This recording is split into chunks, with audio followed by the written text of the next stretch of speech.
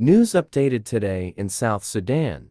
The danger of partial disarmament in South Sudan. A call for national consistency or strategic delay. In March 2025, the South Sudan People's Defense Forces (SPIF) launched a disarmament initiative that many believed would be limited in scope. At first, it was met with silence, as communities across the country assumed it would not affect them directly. However, the recent extension of this operation into Warrap State and Mayam County of Unity State has stirred anxiety and exposed a fundamental flaw in the government's current approach: the uneven and selective implementation of disarmament, disarming one region of the country while leaving others. Still, heavily armed is not only dangerous, but it is also unjust and counterproductive. South Sudan is a nation still healing from decades of conflict, mistrust, and insecurity. Communities remain heavily armed, not out of preference,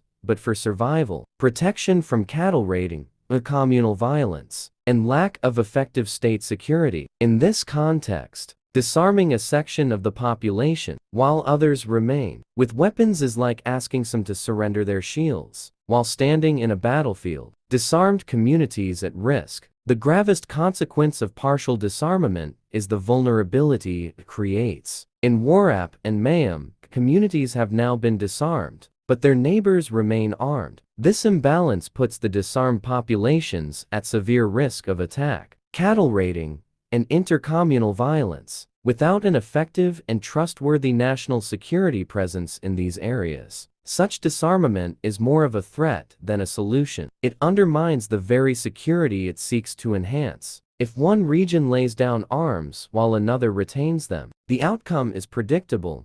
Power shifts to the armed regions, insecurity rises, and resentment festers. This can lead to retaliatory rearmament, or even local resistance against future disarmament plans. It creates a cycle of distrust and instability that ultimately